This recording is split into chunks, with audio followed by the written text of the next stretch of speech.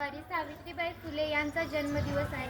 जिच्यामुळे शिकली दीनदुबळ्यांची मुले, जिच्यामुळे शिकली दीनदुबळ्यांची मुले, तीच ज्ञानदाती, तीच ज्ञानज्योती सावित्रीबाई फुले, तीच ज्ञानदाती, तीच ज्ञानज्योती सावित्रीबाई फुले.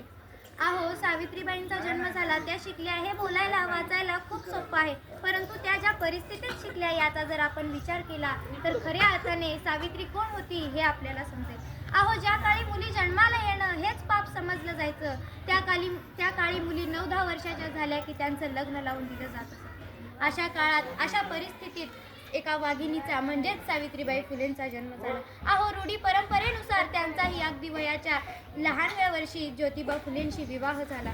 आजही महिला पहिली शिक्षिका म्हटलं की आपल्या डोळ्यासमोर सावित्रीबाई फुले दिसतात.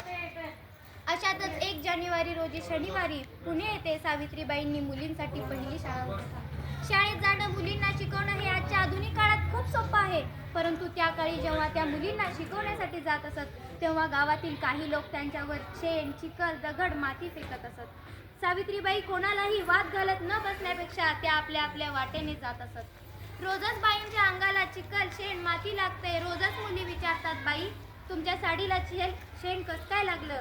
सावित्रीबाई म्हणतात, असू द्या, आपण शिकूया. रोज रोज मुलींना नवीन नवीन कोणती उत्तरं देऊ? म्हणून सावित्रीबाईंनी त्यावरही एक उपाय काढला. त्या रोज मुलींना शाळेत शिकवण्यासाठी जात असताना त्यांनी आपल्या बॅगेत एक दुसरी साडी घातली व शाळेत मुली पाहायच्या आत त्या ती साडी बदलून मुलींना शिकवण्यासाठी जात असत. अहो, सावित्रीबाई फुले होत्या म्हणूनच आज पायलट म्हणा, इंजिनियर म्हणा, डॉक्टर म्हणा, वकील म्हणा, अगदी आपल्या देशाच्या पंतप्रधान पदापर्यंत माझी स्त्री पोहोचली आहे. अगदी पुरुषाच्या खांद्याला खांदा लावून माझी स्त्री या ठिकाणी काम करत आहे. तरीही माझ्या मनात एक विचार आला की पटकन माझ्या डोळ्यातून पाण्याचा थेंब बाहेर पडतो, कारण माझी स्त्री जरी आज पुरुषाच्या खांद्याला खांदा लावून काम करत असली तरी स्त्री बलात्कार अजून थांबले नाहीयेत. याचा विचार आपण सगळ्यांनी करायला हवा. जाता जाता सावित्रीबाईंनी आपल्या सगळ्यांसाठी सांगितलेलं एक वाक्य मी तुम्हाला सांगते. अहो, एक मुलगा शिकला ना तर तो एकटाच शहाणा असतो.